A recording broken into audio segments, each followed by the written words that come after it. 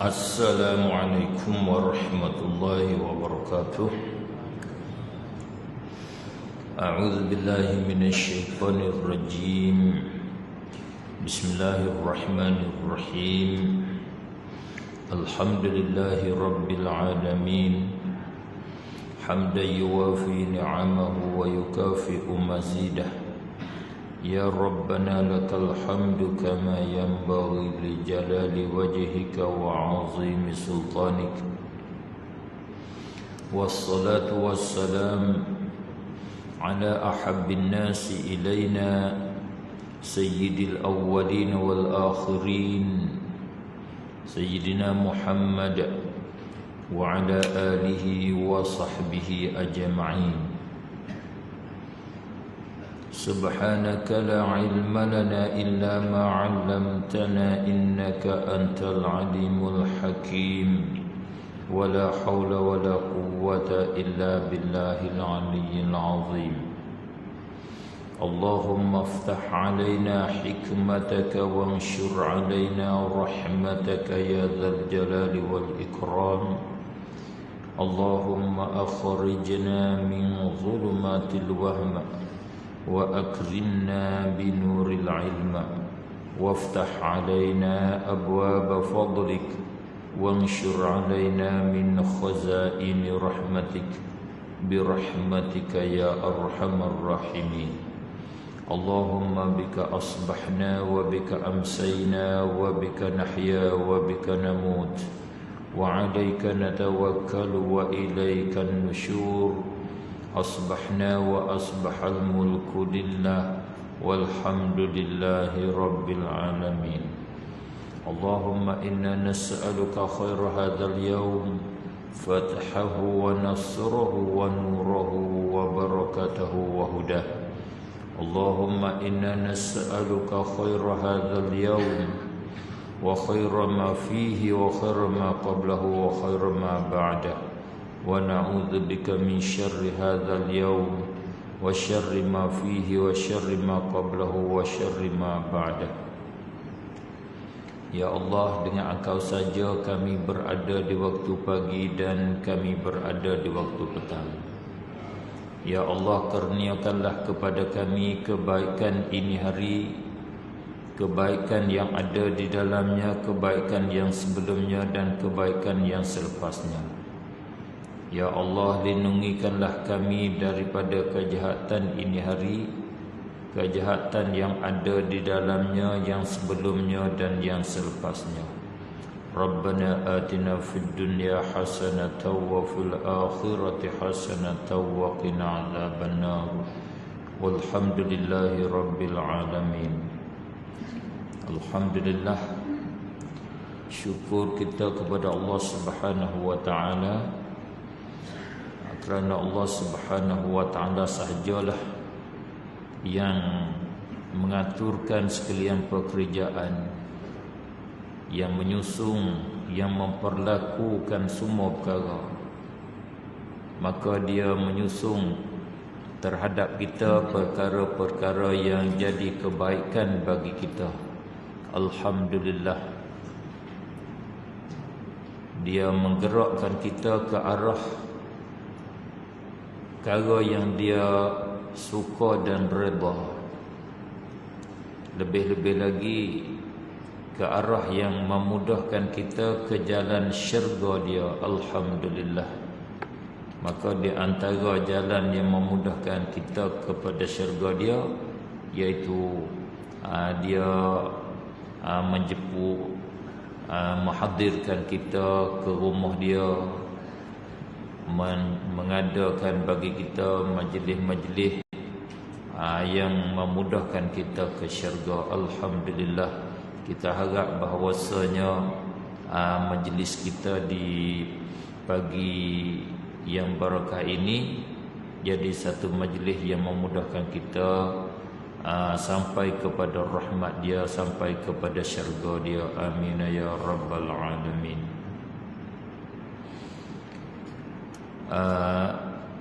Sedikit tazkirah di pagi ini beri tajuk kepada saya akidah ahli sunnah wal jamaah. Tajuk akidah adalah satu daripada tajuk yang sangat-sangat penting bagi ummah, kerana tidak ada satu rasul yang dibaki oleh Allah Subhanahu wa taala sebagai Rasulullah kepada ummah, melainkan kesemuanya pertama-tama kali dan sepanjang hidup Rasul, dia mengajakkan ummah kepada bertauhid kepada Allah, kepada berakidah dengan Allah, berakidah dengan kerasulan Rasulullah, berakidah dengan perkara yang gaib, berdasar di atas akidah yang betul, yang dikehendaki oleh Allah, yang betul dengan hak realiti. Maka akidah itu di hari ini di istilah ulama kita buat istilah dengan kata akidah ahlus sunnah wal jamaah, diberi nama begitu.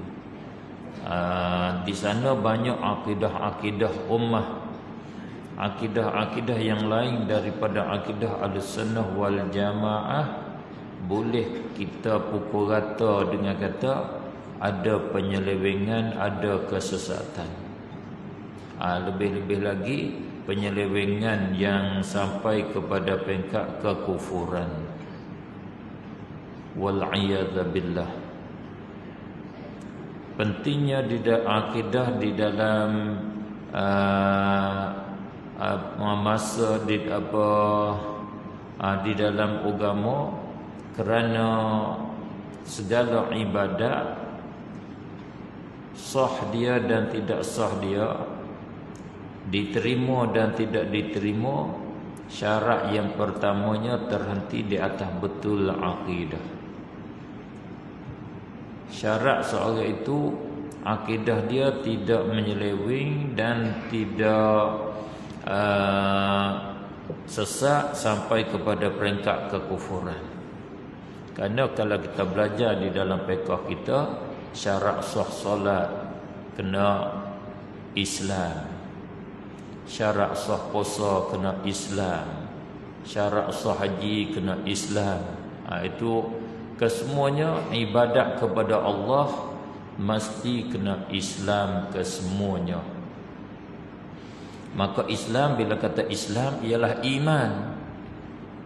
Dia tidak terasing Islam dengan iman. Iman dan Islam itu dia berhimpun, berlazim-laziman. Tidak ada di sana kata seorang itu Muslim tidak mukmin, tak ada. Kaedah kita Ahlussunnah wal Jamaah, tidak ada Muslim yang tidak dikatakan mukmin. Tidak ada di sana kata mukmin tidak Muslim, tak ada. Tiap-tiap mukmin ialah Muslim, tiap-tiap Muslim ialah mukmin. Katakanlah seorang itu dia tidak bersolat, dia tidak berpuasa, dia tidak mengerja haji, sedangkan dia mampu dan cukup syarat, kesemua tu tidak mengeluarkan dia daripada mukmin, tidak keluar dia daripada muslim. Dia masih nama muslim dan juga masih dinama dengan dia tu ahlus sunnah jika akidah dia itu betul, tak menyeleweng ataupun tak jatuh riddah, tak jatuh di dalam kekufuran.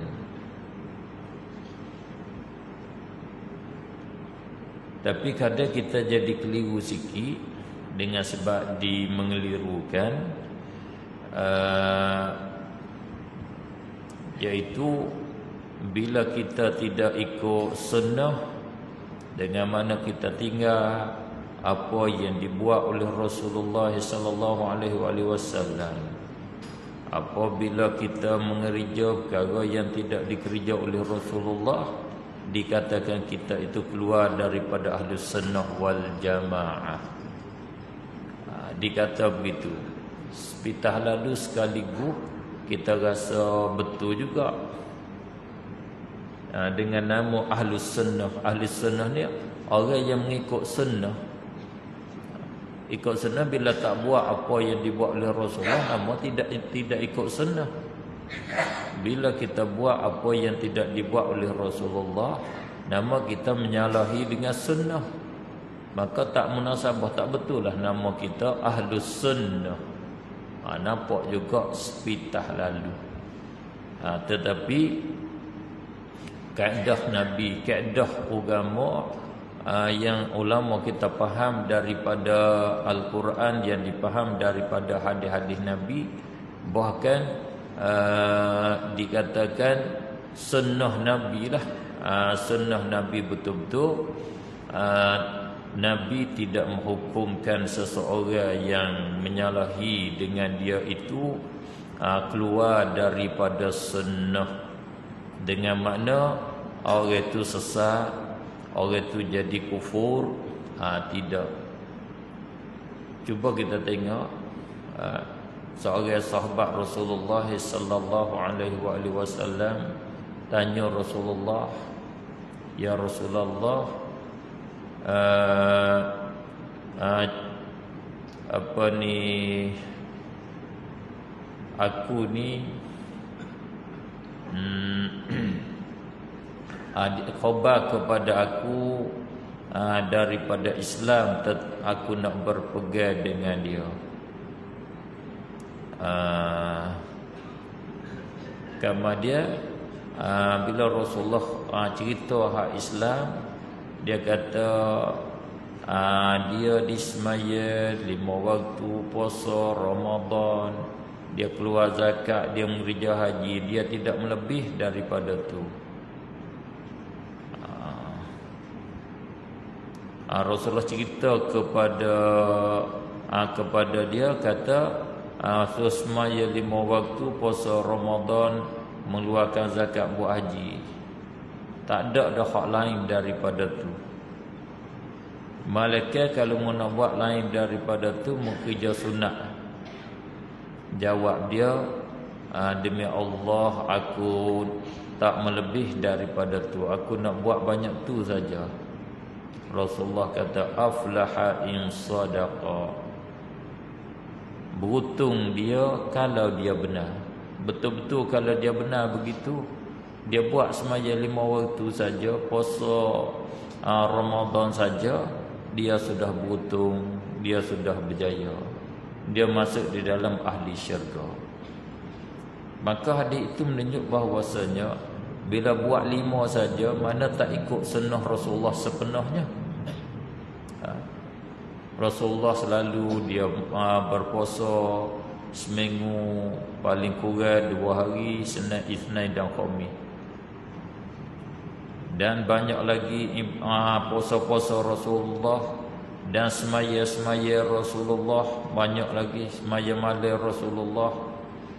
Berapa banyak zikir-zikir Rasulullah, banyak, maka tak keluar seorang itu daripada sunnah Rasulullah sallallahu alaihi wasallam.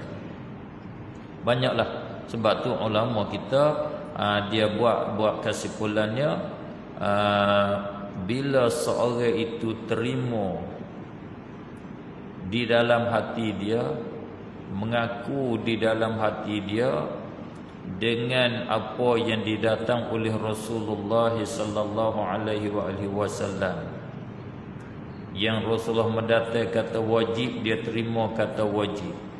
Apa yang didatang oleh Rasulullah kata sunat, dia mengata sunat. Semua dia terima. Itu dikatakan dia muslim, mukmin, sunni. Dia ahli sunnah. Nama orang ahli sunnah dah tu. Kalau ada ingkar, maka dia bukan daripada ahli sunnah.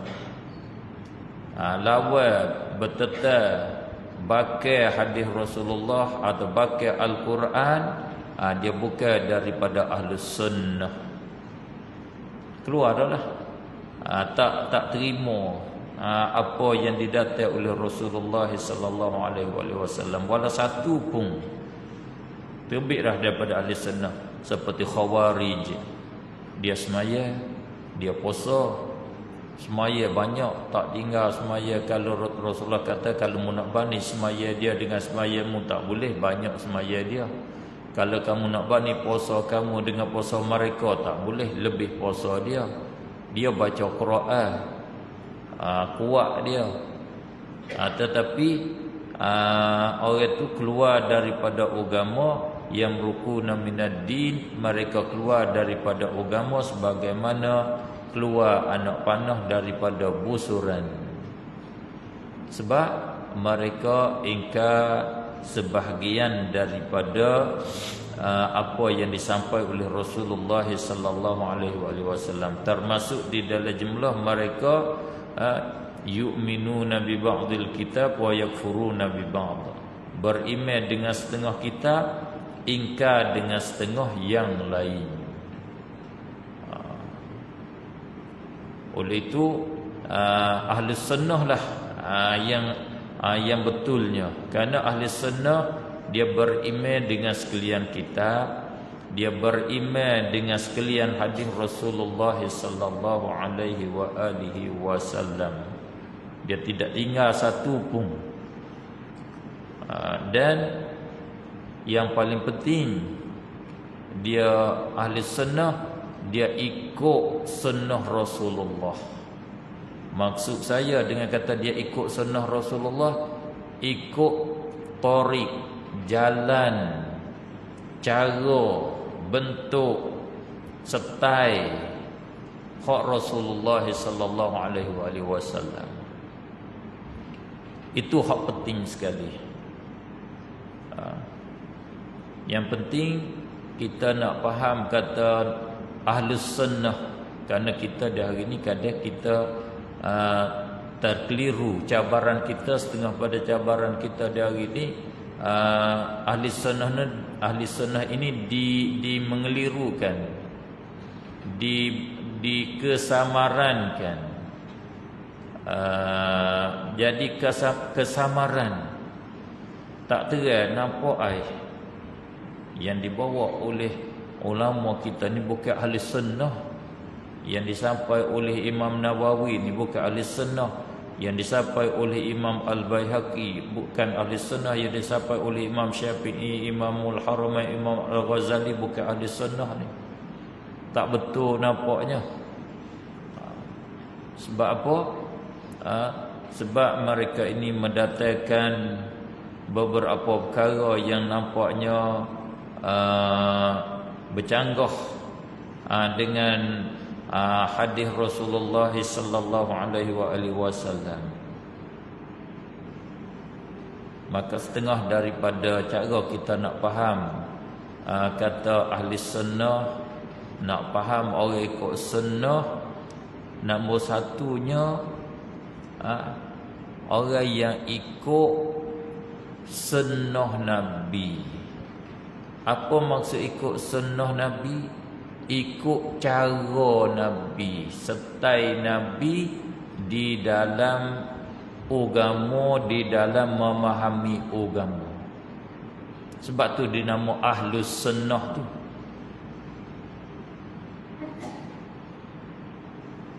Rasulullah sallallahu alaihi wasallam beri jaminan kepada khulafaur rasyidin, khalifah dia yang ar-rasyidin yang dapat pertunjuk.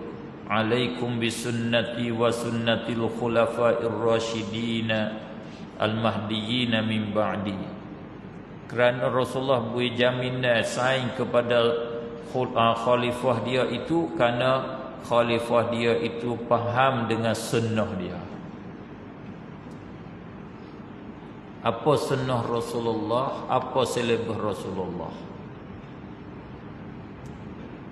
Kita faham sunnah Rasulullah dan kita faham maksud dengan kekeliruan.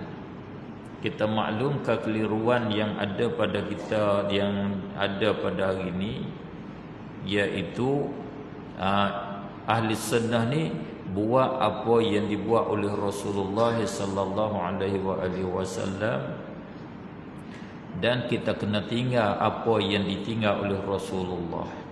Siapa mengerja perkara yang tidak dikerja oleh Rasulullah, orang itu menentang sunnah, tak ikut sunnah. Itu yang jadi keliru. Selalu saya sampaikan, saya bagi tahu, bagi jagaan, itu tak betul dengan sunnah Rasulullah sallallahu alaihi wasallam, dan tidak ada di dalam kaedah Rasulullah, tidak ada di dalam sunnah Rasulullah, tidak ada di dalam Al-Quran mengatakan agama tu satu pada kaedah agama begitu. Dengan maknanya buat ikut apa yang dibuat, tinggal apa yang ditinggal. Buat yang ditinggal adalah dikira salah, ada, bukan sunnah Rasulullah sallallahu alaihi wasallam.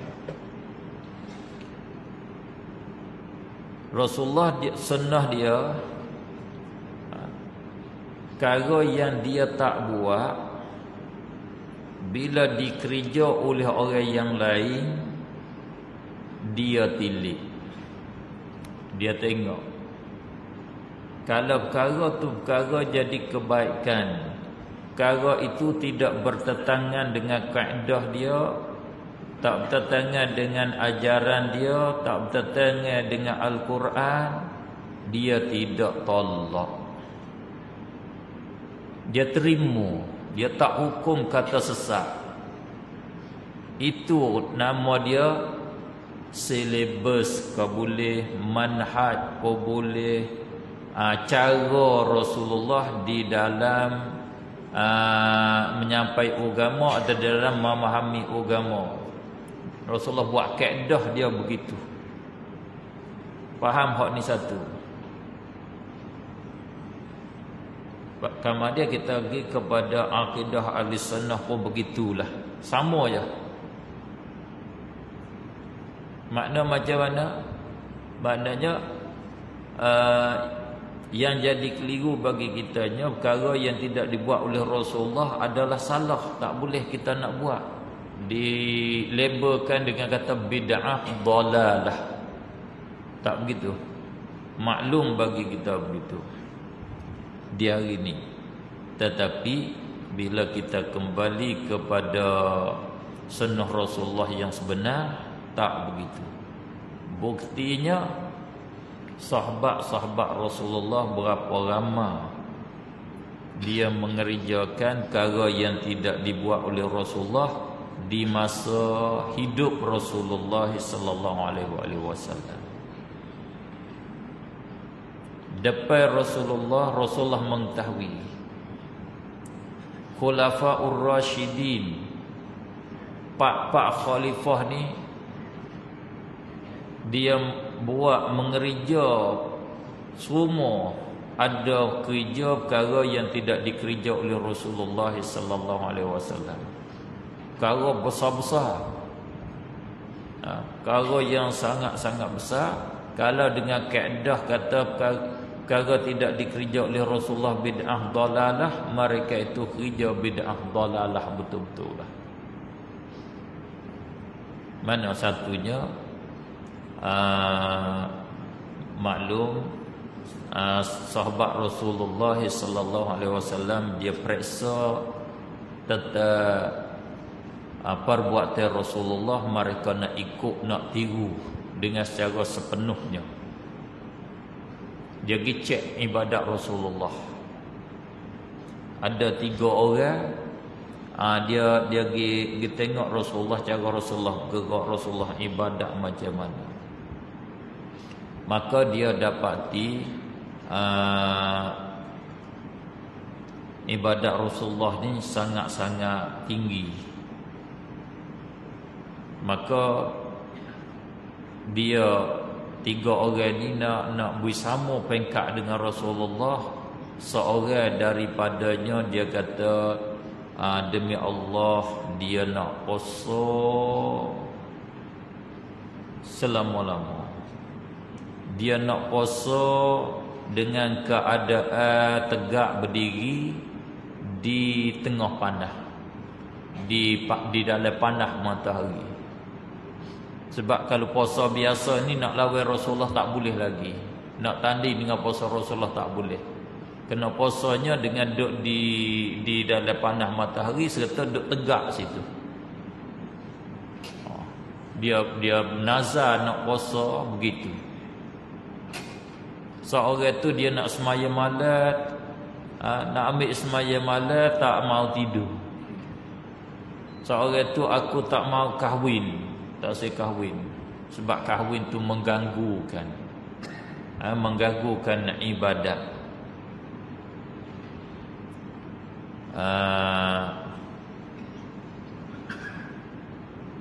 Kamar dia Rasulullah tengok seorang sahabat tu dia puasa di dalam tengah di tengah panas matahari. Rasulullah tanya, siapa sana duduk tegak di dalam panas matahari tu? Dia bagi tahu pada dia, kata Nafsyanu bin Syanu. Rasulullah tanya sebab apa? Kata dia bernazar nak puasa begitu, kerana nak lawan ibadat, nak jadi ibadat yang kuat. Maka Rasulullah sallallahu alaihi wasallam kata, bagi tahu pada dia, suruh dia masuk duduk di bawah teduh, di bawah bayangan, suruh dia duduk dan terus dia berpuasa. Teruslah puasa. Jadi dia bernazar nak puasa dengan keadaan dua sifat. Keadaan dua sifat iaitu tegak, dengan dia tegak berdiri, tak duduk, dan di dalam panas matahari. Maka nazar puasa itu Rasulullah tidak tolak. Itu sunnah Rasulullah. Walaupun Rasulullah tidak pernah di dalam seumur hidup dia tak ada dia beramal ibadat dengan jalan bentuk nazar. Tak ada. Nazar tak ada. Serta ada Rasulullah cakap, nazar ni, sifat nazar ni dia keluar daripada orang yang bakhil, orang yang kikir, orang yang kedekut kupik saya, tak murah. Dan juga kalau kira dengan ibadat, orang yang malas beribadat baru dia bernazar. Kerana kebiasaannya orang yang kikir, kalau tak menazar, dia tak sedekah, dia tidak infak. Orang yang malah kalau dia tak menazar, dia tak jadi puasa. Cuba tengok kita orang Melayu kan, kalau aku boleh anak lelaki, kalau aku dapat berjaya menego, aku nak makan kambing. Maknanya kalau tak sakut paut dengan berjaya menego, dia tak semula kambing. Mana kikir nama dia. Untuk dia nak menghilangkan kikir dia tu supaya dia dipaksa atas dia, kena menazar. Maka Rasulullah tak ada. Rasulullah semurah-murah manusia. Rasulullah tak boleh nak kata dia orang yang malah beribadat, bukan. Serta tidak sabitlah. Tetapi Rasulullah beribadat dengan jalan bentuk nazar, tak ada. Tapi seorang sahabat beramal dengan nazar, puasa dengan nazar, Rasulullah tak tolak. Karena ini ibadat puasa itu ibadat selalu digalak oleh dia. Kalau di hari ini nama dia digalak oleh agama. Masa dia digalak oleh dia suruh berpuasa. Walau dia tidak buat pun boleh nak buat, kerana itu ibadat yang digalak oleh dia dah. Dakwah dia dah.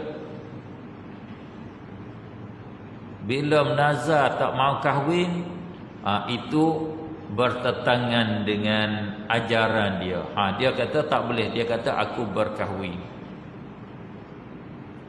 Dan menazar tak nak ibadat dengan tidak tidur malam, itu dia kata tak boleh. Sebab itu membahayakan. Dia kata dia sendiri semaya, dia sendiri tidur. Itu sunnah Rasulullah sallallahu alaihi wasallam. Perkara yang baik Rasulullah terima. Itu sunnah. Itulah ulama kita ahli sunnah wal jamaah nama dia. Dia tidak tolak perkara yang baik, dia tidak tolak perkara khair. Kerana perkara khair ni disuruh oleh Allah, disuruh oleh Rasulullah sallallahu alaihi wasallam. Tak mesti hak Rasulullah buat dah. Rasulullah sendiri buat sunnah, man sanna fil Islam sunnatan hasanatan falahu ajruha wa ajru man amila biha min ba'dihi wa la yanqusu min ujurihim syai'. Atau kama qala Rasulullah sallallahu alaihi wasallam, siapa mengadakan satu perkara yang baik, merekakan satu perkara yang baik, maka dapat bagi dia pahalanya dan pahala mereka yang beramal selepas daripadanya. Tidak jadi kurang pahala amalan mereka selepasnya sedikit pun. Rasulullah buat sunnah, buat jalan. Siapa mereka-rekakan perkara yang baik, perkara yang tak ada tapi dia reka buat, maka bila dia reka perkara baik, pahala hak dia reka buat baik, dia beramal dengan kebaikan itu dapat pada dia. Dan orang-orang yang kamar dia beramal dengan hak dia reka tu boleh pahala sebanyak mana, sebanyak itulah dapat pahala kepada dia. Itu sunnah Rasulullah sallallahu alaihi wasallam.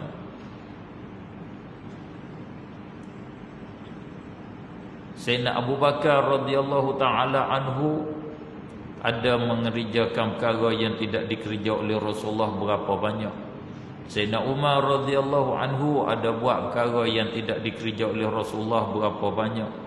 Sayyidina Uthman buat perkara yang tidak dikerja oleh Rasulullah. Sayyidina Ali radhiyallahu taala anhum buat perkara yang tidak dibuat oleh Rasulullah berapa banyak.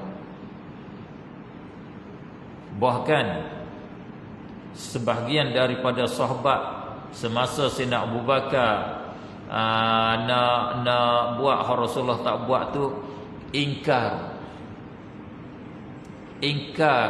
terhadap Abu Bakar nak buat apa yang tidak dibuat oleh Rasulullah. Tetapi Sayyidina Abu Bakar tegas dia akan meneruskan perkara ni. Kita tahu kan Sayyidina Abu Bakar ketika dia nak perang dengan orang tak keluar zakat, dia nak perang dengan orang murtad, Kata sebahagian sahabat, macam mana akan nak perang dengan orang tak keluar zakat? Macam mana akan nak perang dengan orang murtad sedangkan Rasulullah tak pernah perang? Tak ada Rasulullah perang. Semasa Rasulullah tak ada orang murtad. Semasa Rasulullah tak ada orang tak keluar zakat. Bila saja wafat Rasulullah, berlakunya murtad wal'iyadzubillah. Bahkan sahabat Rasulullah hak besar pun ada jadi murtad selepas daripada wafat Rasulullah. Bagaimana cerita Abu Hurairah radhiyallahu taala anhu. Panjang cerita dia. Tapi Sayyidina Abu Bakar kata, kalau mereka itu menegah daripada aku, lau mana'uni iqala ba'irin, kalau mereka itu tak tegahkan aku ega bagi seekor unta, tali buat ikat unta masuk kat lutut unta supaya dia tak boleh berjalan, supaya tamak unta lah.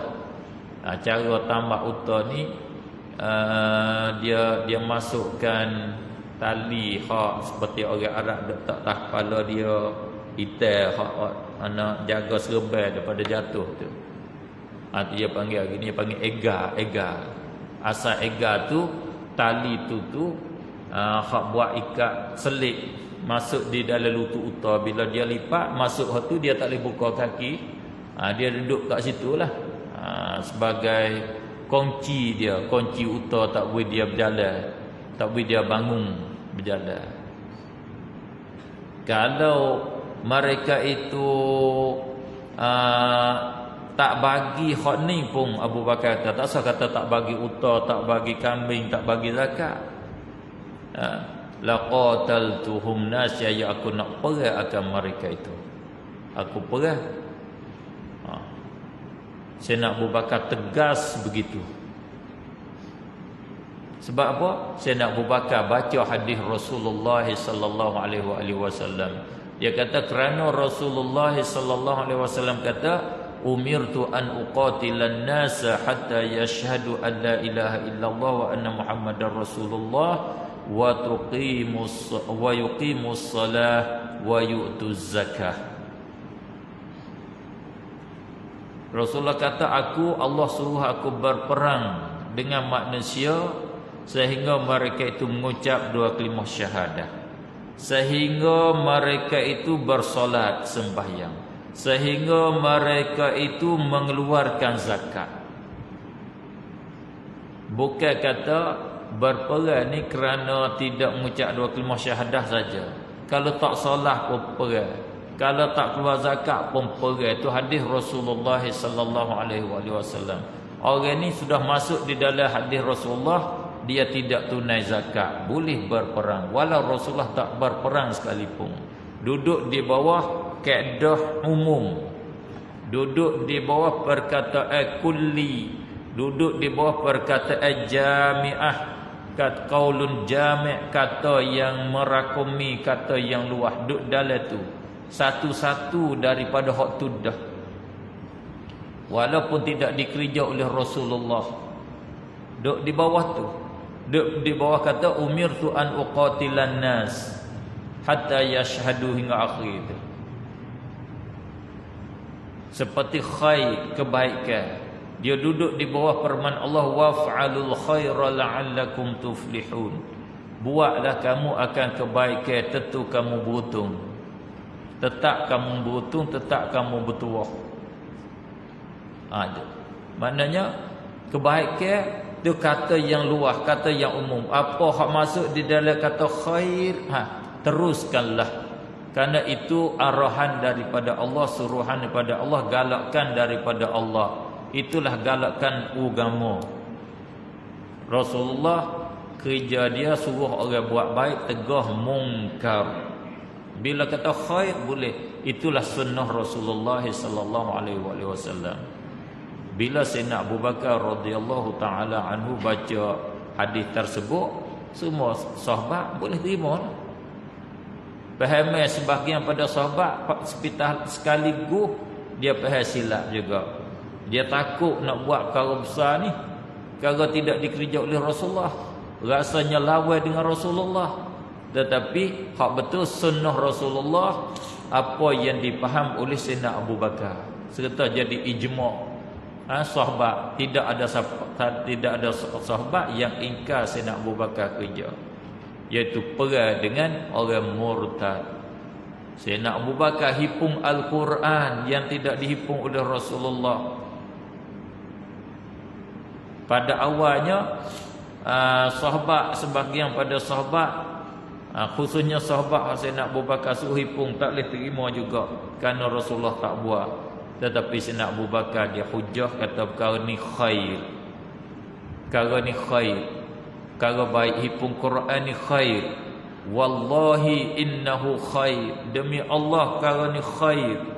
Maka diterima oleh sahabat lain kerana masuk di dalam perkataan umum al-khair, walau tidak dikerja oleh Rasulullah boleh. Itu sunnah yang dipaham oleh sahabat. Panjanglah cerita kalau kita nak cerita perkara-perkara yang tidak dikerja oleh Rasulullah, dikerja oleh sahabat pada masa hidup Rasulullah, dikerja oleh sahabat-sahabat besar, Khulafaur Rasyidin selepas daripada Rasulullah sallallahu alaihi wasallam. Oleh kerana demikianlah maksud dengan sunnah, ikut sunnah, salah satu daripadanya iaitu ikut silibus Rasulullah, ikut cara Rasulullah pada terima dan tolak agama. Nak terima satu perkara di dalam agama, nak tolak satu perkara dalam agama, Rasulullah sudah buat silibus dia dah.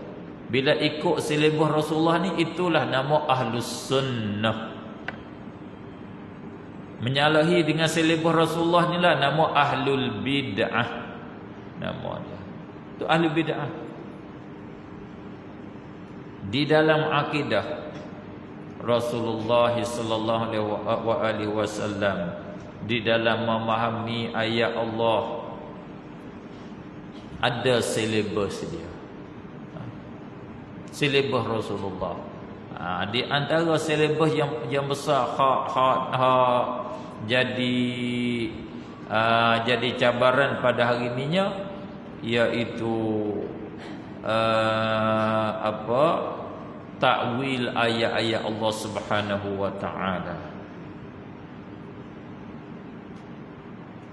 Sahabat Rasulullah sallallahu alaihi wasallam membuat silibus ayat-ayat Allah, sebahagian daripadanya dipakai dengan secara zahirnya, sebahagian daripadanya dipakai dengan makna dia yang ditakwil. Yakni kaedah takwil ayat Allah. Rasulullah sudah buat silibus dah takwil dianya. Sahabat Rasulullah seperti Abdullah ibn Abbas radhiyallahu taala anhuma, Rasulullah mendoa kepada dia dengan minta Allah beri alim di dalam ilmu takwil Quran. Rasulullah doa untuk Ibn Abbas khusus, Allahumma faqihu fid din wa 'allimhu ta'wil. Satu riwayat wa 'allimhul hikmah. Ya Allah, minta aku ajar Ibn Abbas ini akan takwil Al-Quran. Memang Rasulullah dia tidak doa untuk kesesatan kepada Abdullah ibn Abbas. Waktu makruflah, tak payah kita mendatangkan bukti-bukti. Tengok di halaman tepat cara Rasulullah berdoa tu pun boleh faham dah. Tak ada dipertikaikan kata doa Rasulullah ini doa untuk kesesatan terhadap supaya Abdullah bin Abbas itu jadi sesat. Tak. Tetap dia doa kebaikan. Maka tentulah takwil itu satu daripada kebaikan yang besar. Faham agama satu kebaikan yang besar. Kalau takwil itu sesat yang besar, faham agama pun sesat besar. Kerana dua-dua tu doa Rasulullah kepada Ibn Abbas. Allahumma faqihu fid din, ya Allah minta Engkau ajarkan agama, memberi kepahaman agama kepada Ibnu Abbas sebagai faham yang mendalam, faham yang dalam, sangat-sangat faham, halus di dalam faham agama. Itu mana fiqh. Faqaha yafquhu, faqiha yafqahu, faquha yafquhu, itu makna faham sebagai dengan bentuk mendalam. Allah doa gitu. Maka faham agama, adakah itu jahat, adakah sesat? Tetap itu tidak sesat. Bila tidak sesat, hak atas pada tu wa'allimhu ta'wil, sama, doa yang sama. Minta engkau ajarkan dia takwil, tentu ajar takwil itu tidak sesat. Tidak ada arti doa kali pertama, yang pertama nombor 1 tu minta baik, doa hak nombor 2 tu minta sesat. Tak boleh jadi macam tu. Sabit daripada Ibn Abbas pula, Allah kabul doa dia. Berapa banyak Sayyidina Abdullah Ibn Abbas, kalau kita baca di dalam tafsir-tafsir ulama salaf dan ulama khalaf, kita dapati tafsir Ibn Abbas banyak dia takwil ayat mutasyabihat, takwil ayat-ayat yang sakut paut dengan sifat Allah Subhanahu wa taala yang menunjuk di atas tashbih. Seperti kita kata was-samaa'a banainaha bi'aidin wa inna lamusi'un. Ibnu Abbas takwil dengan kata tangan di situ dengan mana biquwwah, dengan kekuatan dan dengan kekuasaan Allah. Allah mengadakan, menjadikan, membinakan langit bumi ini bi'aidin ay biquwwah, dengan kekuatan, bukan dengan tangan-tangan, bukan. Ibnu Abbas takwil. Itu kata mazhab salah, mazhab Ahlus Sunnah wal Jamaah. Banyak kerana ratus-ratusan takwil daripada orang salaf. Takwil daripada Rasulullah sallallahu alaihi wasallam. Sebab tu mazhab takwil adalah mazhab Ahlus Sunnah. Apa mazhab Ahlus Sunnah? Iaitu mazhab yang ikut silibus Rasulullah sallallahu alaihi wasallam. Itulah jadi akidah Ahlus Sunnah wal Jamaah. Jadi akidah Ahlus Sunnah wal Jamaah, salah satu daripada hak penting yang saya nak sebut sebagai akhir, sebab masa kita pun lewat, sebut seorang hafiz, seorang ulama besar, ulama hadis, serta dia daripada ulama akidah, iaitu Imam Al-Baihaqi rahimahullahu ta'ala. Di dalam karangan dia, kitab dia nama Syu'abil Iman, di sana dia sebut kata tajuk Ahli Sunnah ini, akidah dia terlepas, bersih daripada tashbih Allah Subhanahu wa taala dengan makhluk. Cara betul lepas daripada tashbih, Imam Al-Baihaqi dia sebut kata wa ammal bara'atu minat tashbihi bi itsbati annahu laisa bi jauharin wala arad, fali anna qauman zaghu 'anil haqqi fawasaful bariya jalla wa 'azza ba'da sifatil muhdatsin. Adapun maksudnya kelepasan, tak berhubung kait, bersih daripada tashbih, menyerupaikan Allah daripada makhluk, ialah bi itsbati annahu laisa bi jauhar, dengan kita menyabitkan bahawa sungguhnya Allah Azza wa Jalla bukan jauhar, bukan jirim, wala arad, dan bukan arad, bukan jisim, bukan arad. Sebab apa dia kata fali anna fulanan, kerana sesungguhnya ada sianu, fali anna qauman, kerana ada di sana satu puak, satu kumpulan, zaghu anil haqqi, yang terpesong, yang menyeleweng daripada kebenaran, tak betul dengan kebenaran. Kebenaran duk kat sini, dia zaghu, dia sengit, cenderung gikok piyah, tak ada gi betul dengan al-haq, tak betul dengan al-haq. Kata Imam Al-Baihaqi, fawasaful bariya, mereka itu menyifat, mesebutkan sifat Allah Al-Bari Azza wa Jalla, ba'dha sifatil muhdatsin, akan setengah-setengah daripada sifat perkara yang baru.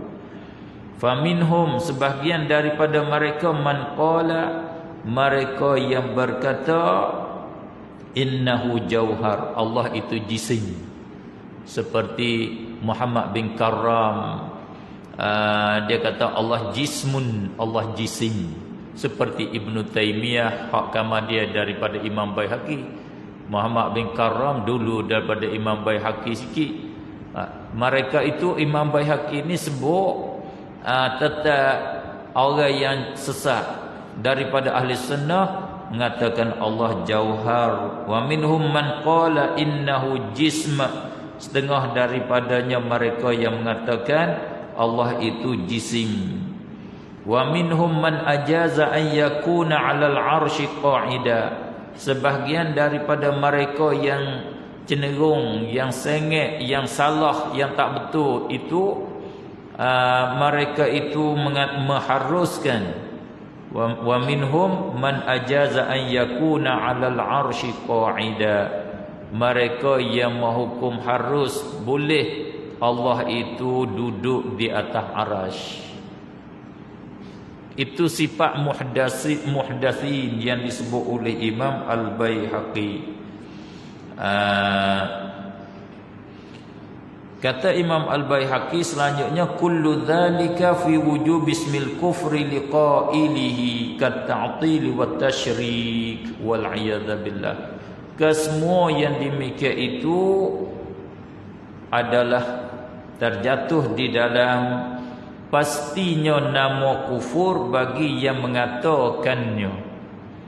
Berlakulah, mesti berlaku nama kufur bagi orang yang berkata.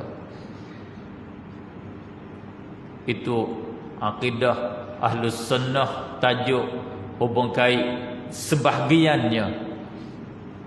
Dengan cara ringkas, akidah kita Ahli Sunnah wal Jamaah ialah akidah sifat 20. Itulah hak ringkasnya. Senang kat situ. Cumanya dengan cara bukan dengan cara penuh apa yang dibincang penuh tu, tu bukan kata untuk begitu. Akidah sifat 20 makna isi itipati dia tu. Hak lain daripada tu, hak tambah-tambahan tu, hak lebih-lebih bukan jadi rukun dah. Hak jadi rukun hak itipati dia tu. Adapun akidah yang berdasar kepada rukun yang 5, seperti rukun yang 5, kaedah yang 5, iaitu kaedah tauhid, kaedah buat solah, kaedah al-manzilah bainal manzilatain, kaedah amrun bil ma'ruf nahyun 'anil munkar. Nama dia usul yang 5. Itu bukan kaedah ahli sunnah, itu nama dia kaedah mu'tazilah. Dan juga tauhid 3, tauhid uluhiyah, tauhid rububiyah, tauhid al-asma'i was sifat, itu bukan ahli sunnah, itu mujassimah. Tauhid ahli sunnah ialah tauhid la ilaha illallah Muhammadur Rasulullah. La ilaha dengan mana tidak ada Tuhan yang sebenar. Tuhan yang sebenar ialah Tuhan yang wajibul wujud, yang bersifat dengan segala sifat kamalat, yang tidak ada, yang tidak bersifat dengan segala kekurangan, dan dialah yang mengatur segala perkara, yang mengada dan meniada semua perkara. Tidak ada Tuhan yang sebenar, tidak ada Tuhan yang wajibul wujud, tidak ada Tuhan yang bersifat dengan segala sifat kamalat, tidak ada Tuhan yang tidak ada padanya kekurangan, tidak ada Tuhan yang mengatur segala perkara illallah, malaikan Allah. Itu akidah ahli sunnah wal jamaah. Bina di atas itulah. Adapun musyabbihah ni, la ilaha illallah, tidak ada yang disembah dengan sebenar melainkan Allah sahaja.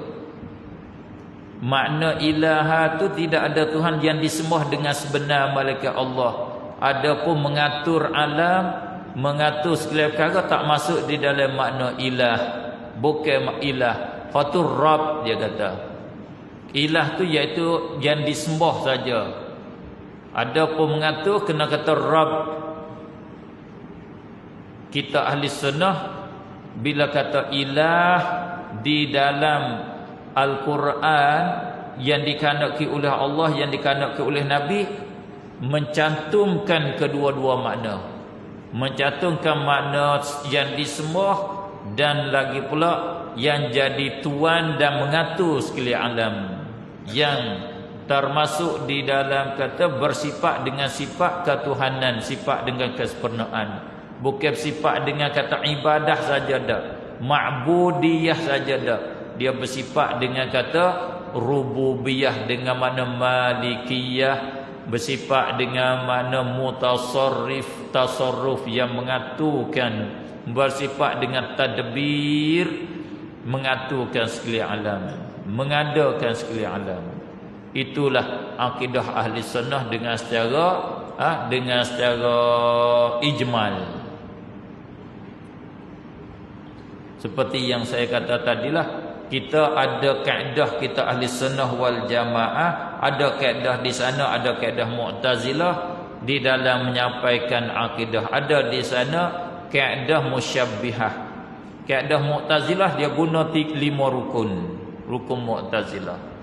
Kaedah musyabbihah dia guna 3, tauhid 3. Kaedah kita ahli sunnah wal jamaah, kita menyampaikan tauhid sifat 20 dan kita menyampaikan rukun ahli sunnah yang 15. Tu kita ahli sunnah wal jamaah. Begitulah saya sebanyak tu yang saya boleh sampaikan untuk pagi ni. Sekiranya apa yang saya sampaikan itu ada kebaikan, itu adalah daripada Allah Subhanahu Wa Taala. Itulah harap sayanya dan kehendak sayanya. Apa yang saya sampaikan itu adalah perkara yang baik, perkara yang betul. Mudah-mudahan saya masuk di dalam satu orang yang mengambil bahagian di dalam menyampaikan agama Allah, di dalam mempertahankan agama Allah, di dalam menjagakan agama Allah Subhanahu Wa Taala. Apa yang saya sampaikan sekiranya ada kesalahan, kesilapan, itu adalah daripada kelemahan diri saya, kejahilan saya. Yang saya salah dengan Allah, saya harap bahawa Allah ampun kesalahan saya. Dan apa yang saya salah silap dengan tuan-puan, saya harap tuan-puan bagi kemaafan kepada saya, khususnya di segi setuh perasaan, dan ambil masa lebih banyak daripada yang sepatut. Minta maaf banyak-banyak. Aqulu qawli hadza wa astaghfirullahal azim li wa lakum wa lisairil muslimin wal muslimat wal mu'minin wal mu'minat fastaghfiruhu innahu huwal ghafurur rahim. Wassalamualaikum warahmatullahi taala wabarakatuh. Alhamdulillahi rabbil alamin. Allahumma salli ala sayyidina Muhammadin nabiyil ummi wa ala alihi wa sahbihi wa barik wa sallim tasliman katsiran bi rahmatika ya arhamar rahimin. Allahumma ighfir lana dhunubana 'amma wa la tu'adzibna ila yaumil qiyamah innaka 'ala kulli syai'in qadir. Allahumma inna nas'aluka ridhaka wal jannah wa na'udzubika min sakhatika wan nar. Allahumma arinal haqqa haqqan warzuqna ittiba'ah wa arinal batila batilan warzuqna ijtinabah. Rabbana ij'alna minal ladzina yastami'una al-qawla fayattabi'una ahsanah. Allahumma ya arhamar rahimin ya arhamar rahimin ya arhamar rahimin. Atina fi kulli hinin afdala ma ataita aw tu'ti ibadaka as-salihin ma'al afiyati at-tammati fid darain amin. Allahumma inna nas'aluka al-afiyata fid dunya wal akhirah. Allahumma inna nas'aluka al-afwa wal afiyata wal mu'afata ad-da'imata fi dinina wa dunyana wa ahlina wa amwalina.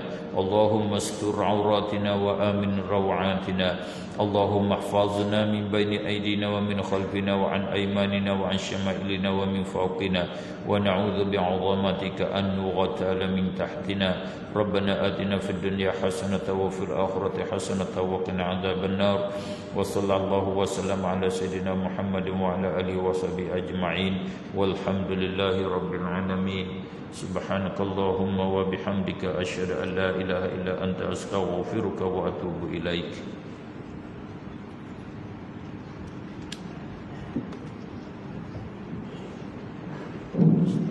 Terima kasih pada pagi doa dulu atas penyampaian pagi ini. Mudah-mudahan dapat bermanfaat pada yang akan diberikan.